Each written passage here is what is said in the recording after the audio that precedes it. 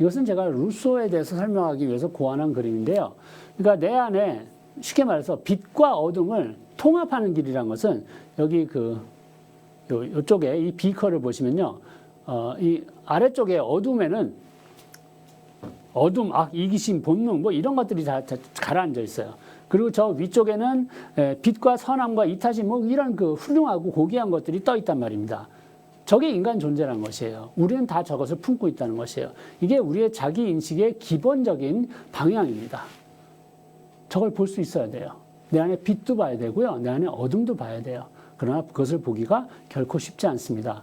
그러나 우리가 어렸을 때 못 봤더라도 성인이 돼서부터는 저것을 보기 위한 작업에 들어가야 되고 그것을 돕는 것이 저의 자기 실현 수업이라는 말씀 다시 드립니다. 그런데 우리는 어쨌든 그 비커의 이 모습처럼 이 빛과 어둠이 대충 섞여져 있는 게 보통 인간 존재예요. 그러니까 어떤 인간도 뭐 완전히 빛나는 사람, 성자 같은 사람 또는 완전히 악마 같은 사람 그런 사람 거의 없겠죠. 대체로 평범한 사람들은 선과 악이 뒤섞여 있습니다. 빛과 어둠이 뒤섞여 있어요. 자, 이 뒤섞인 상태로 가는 게 아니라 가능하면 우리의 삶에서 자기 실현하면서 보다 더 고귀한 것을 키워나가는 것이 우리의 지향점이 된다고 말하지 않을 수가 없겠습니다. 그래서 우리는 이 아래쪽의 비커처럼 되는 것을 지향하는 것이 아닌 것이에요. 이 아래쪽의 비커는 이게 칵테일 시켜놓은 거예요. 막 흔들어 버리면 검은 게 쫙 퍼져 버려가지고 암회색이 돼버렸어요. 암담해요. 결코 좋지 않아요. 그거보다는 위의 비커 같은 모습이 되기를 지향한다는 얘기입니다. 위의 것은 무엇이냐? 밝고 맑고 선하고 훌륭한 것이 훨씬 넓어진 그런 상태예요. 그리고 우리의 어둡고 침침하고 본능적인 것은 아래에 이제 가라앉아 있는 침잠아 있는 그런 형국입니다. 저 어둠을 쫓아낼 수 없다는 것은 다 잘 아시겠죠? 빼낼 수가 없어요. 빼내려는 무모한 시도를 할 때 우리는 엄청난 악의 역습을 받게 됩니다. 그래서 걔를 인식하고 길들이고 달래서 저 밑에 잠자게 하는 것이 제 생각에 아마 최선이라고 생각해요. 그런데 그것이 잠자면서 우리는 내면에 빛나는 부분들이 점점 더 영역을 확장해 갈 수 있겠죠. 그러면 저 위에 바람직한 이러한 상태를 어떻게 이루게 되느냐?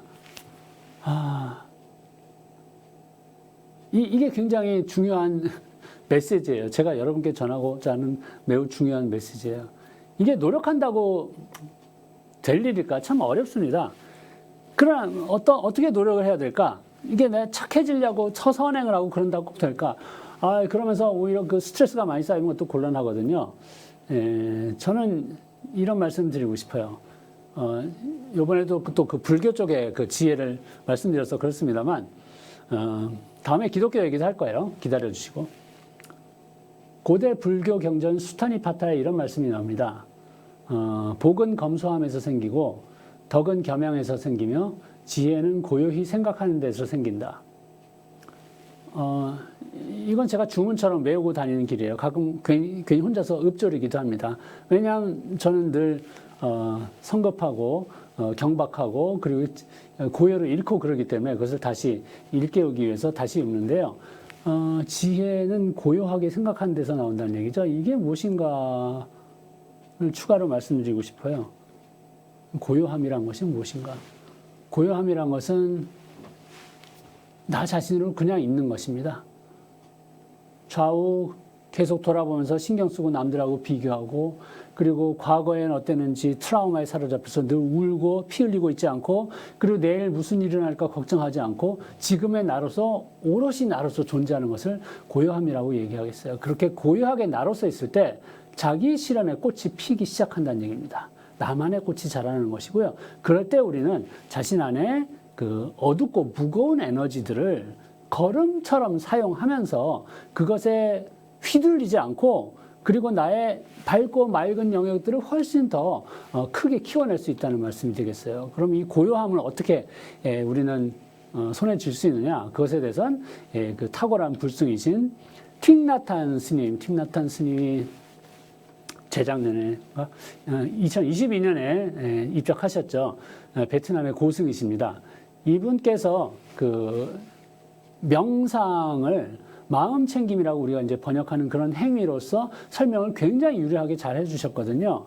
여기서 그 마음 챙김은 이제 영미권에서 mindfulness로서 번역해가지고 많은 그 후대에 그 학계 전문가들이 탄생했고 그리고 또 실행하는 그 수행자들이 또 많이 또 출몰해가지고 지금까지 전 세계에 퍼뜨리고 있기도 합니다. 매우 유용한 방법이라고 생각해요. 이것은 불교도가 돼야 할 수 있는 것이 아니라 설거지를 하기 위해서 설거지를 하려면 무엇이냐면 우리는 설거지를 잡일로 생각해서 빨리 해쳐야지 이렇게 생각을 하거든요.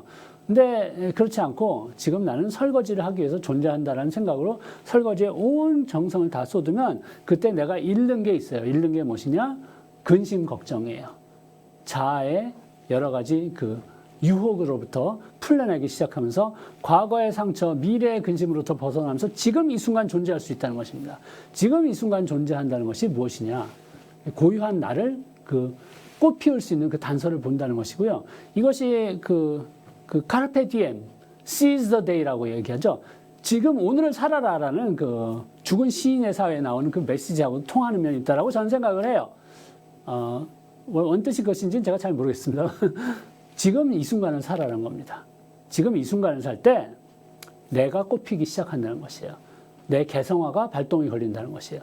즉 자기 실현은 지금 이 순간을 살기 위한 고요함을 획득하는 데 있는 것이고 그 고요함을 획득하기 위해서는 훈련을 해야죠. 여기서는 명상 같은 것을 제시했어요. 제 경우는 설거지 훈련을 했습니다. 실제로 했습니다. 지금까지 하고 있습니다.